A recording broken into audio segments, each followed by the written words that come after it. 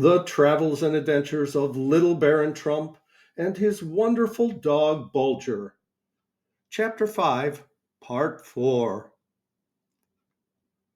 Upon this hint I acted. If, as I reasoned, I can only control this now wild force, why may I not make use of it to rescue my ship from a worse danger than raging storm? For far better it would be to face the howling blast and foam-crested wave than to perish from thirst, chained to the open sea by this breathless calm. Now, however, all was changed.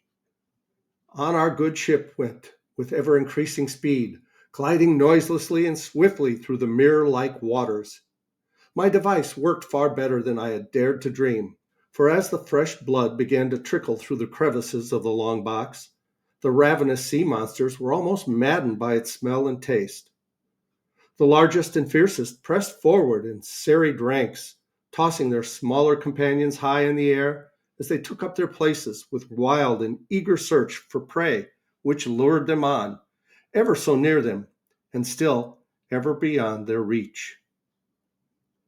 No sooner did the foremost ranks of this army and myrmidons of the deep show signs of fatigue than long lines of fresh and eager recruits darted forward, hurling their exhausted fellows right and left like bits of cork, and took up the task of following the ever-retreating prey, which, although giving out its own life-blood and plainly visible to them, yet seemed to know no tiring, and sped onward and ever onward before the wild, tumultuous attack of the pursuing, plunging cohorts.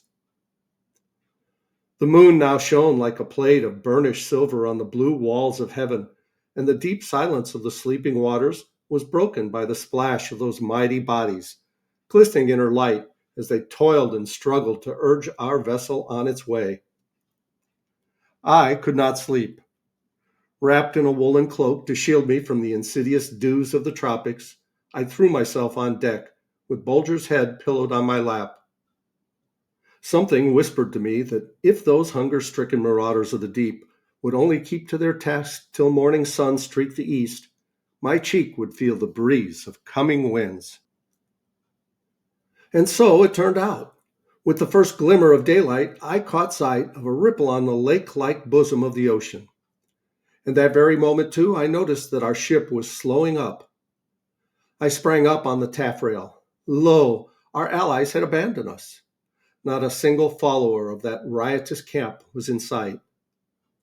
Ah, little did they dream how they had saved ship and crew. How limitless is man's selfishness. The beasts of the field, the monsters of the deep, must minister to his pleasure, obey his commands.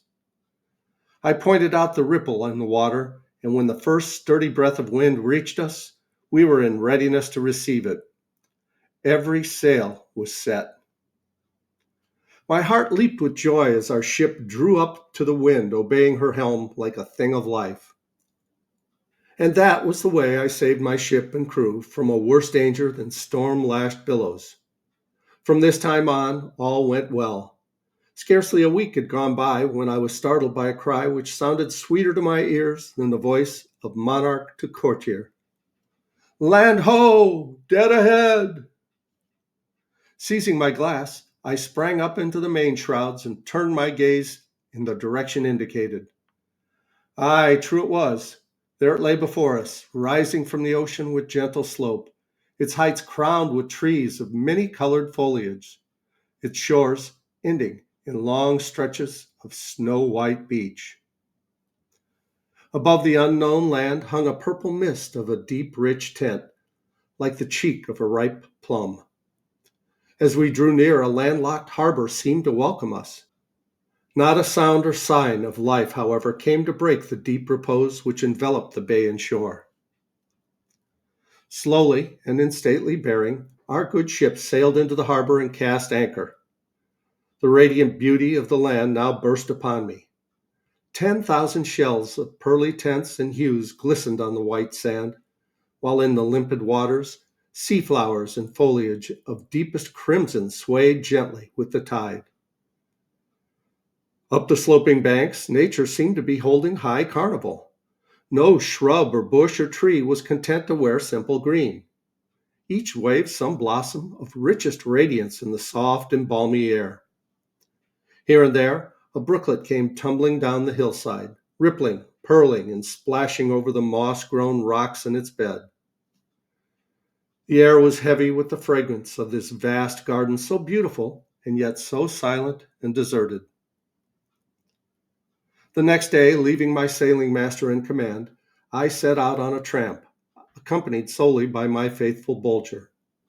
My idea was to see if this island, for such I thought it to be, contained anything quaint and curious. The further I advanced into the interior of this fair land of bright flowers, purling brooks, clear skies, and perfumed air, the more I was astonished, too, and that neither vine, nor shrub, brush, nor tree bore any berry or fruit to feed upon. And though it was just such a land of brooks, flowers, and balmy air as some dweller of the faraway north might dream about, yet it was untrodden by the foot of man, for rare indeed is it that people of the tropics are willing to prepare any other food for themselves than that which nature spreads before them. I now began to be thankful that I had supplied myself plentifully with dried fruits before leaving my ship, and set out for a tour of the island, for it seemed to be to me. At this moment, Bulger halted and raised his nose to the air, sniffed hard and long, then fixed his dark eyes on me as if to say, "Take care, little master. Some sort of living creatures are approaching." I had hardly time to draw one of my pistols and give a hasty glance at its priming, when, with strange cries and stranger movements, a dozen or more beings of the human species sprang out of the thicket with noiseless steps and surrounded us. I raised my firearm, which I held grasped in my right hand, ready to stop the advance of this band of most curious creatures by slaying their leader. For judging by the forbidding aspect of their faces and the terrible condition of their bodies, apparently reduced by the dread pains of hunger to mere sacks of skin hung on frames of bone, which methought rattled at every step they took, I anticipated an instant attempt on their part to strike us down and eat us. But I was very quickly reassured, first by the fact that they bore no weapons of any kind, and second by the softness of their voices and the walking, beam-like motions of their bodies, which I interpreted to mean a sort of welcome mingled with a desire to make friends with a human being so different from themselves. Although I gave them to understand, or tried to do so by imitating the ducking motion of their heads, followed by an attempt to equal their performance in making a large number of very low bows, so graceful and easy that they would have done credit to a French dancing master, that they had nothing to fear, yet they continued to back away from me as fast as I advanced. Bulger was somewhat surprised at my eagerness to make friends with such a starved-looking set of creatures, and kept up a furious growling, eyeing them suspiciously as they continued the walking beam motion of their bodies, all the while backing away from me.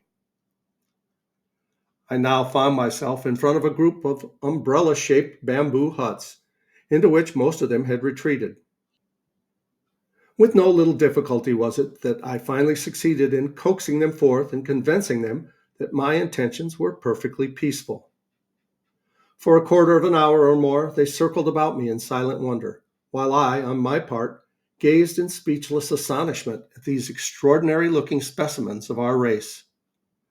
What they thought of me you will learn as my story goes on, but how shall I ever describe them to you so as to give you even a faint idea of their wonderful appearance? Imagine skeletons of rather small stature walking about, with collapsed meal bags hung upon them, skin hanging down in folds everywhere, flapping about in every step, and you'll have some faint conception of the utterly ridiculous and grotesque look of these beings. Almost every bone in their bodies was visible beneath their thin covering. Their cheeks hung like two empty pouches on each side of their faces. Their noses stuck out like knife blades.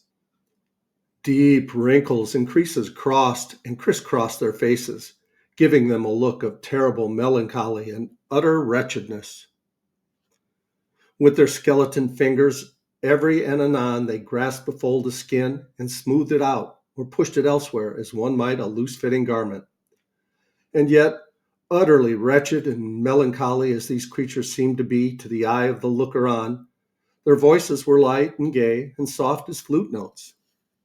They chatted and laughed among themselves, were full of mischief, and pointed their pencil fingers at different parts of Bulger's and my body with evident enjoyment at the sight of things so new and strange to them.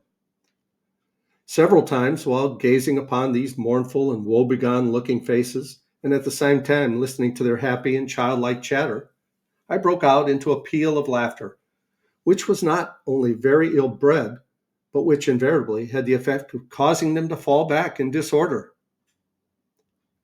Gradually, however, they grew bolder, and by means of a kind of sign language, gave me to understand that they desired to touch me. By recourse to the same common language of mankind, I informed them that I should only be too happy to gratify their requests, and proceeded to lay bare my breast and roll up the sleeves of my coat. They half repented of their foolhardiness, and crowding together, interlocking their arms and legs in such a manner that, to save my life, I couldn't tell where one commenced and the other ended. But after a few moments' coaxing, I succeeded in persuading them to advance and lay their hands upon me. Loud outcries followed exclamations of wonder and astonishment. As I afterwards learned, the words they uttered meant lump, chunk, stone, hard, solid. At this moment, feeling a little bit hungry, I opened my sack of dried fruit and thrust several pieces into my mouth. And now came a still more furious outburst of wonder, mingled with cries of horror and disgust. Again they retreated and tied themselves into a knot. Can it be, I asked myself, that these creatures never touch solid food? Observing now that they were consulting among themselves as to what course to pursue in regard to me, and being afraid that they might take it into their heads to escape into the thicket, for they were as quick in their movements as sprites and phantoms, I lost no time in making them understand that I desired to be led to the presence of their king or ruler. This seemed to please them, but with many duckings of their heads, they withdrew a short distance and held a sort of powwow. After which, one of their number, who seemed to be a sort of leader among them, and whose name, as I afterwards learned, was Go-Wiz, advanced toward me with numerous low bendings of his body, and succeeded in informing me that their chief lived at a great distance from where we were, and that it would be necessary for me to remain here while they returned to their ruler to ask his permission to conduct me to him. Go-Wiz then led me to one of their dwellings, pointed out a bed of nice dry rushes, and invited me to make myself comfortable until he should come again to conduct me into the presence of their chief, Swish Swish, as was the name he bore. And we're going to pause here, and we'll see what happens when Little Baron goes to visit Chief Swish Swish. Thanks so much for watching. Please like, subscribe, and leave a comment below. I love you guys. As Tigger says, ta-ta for now.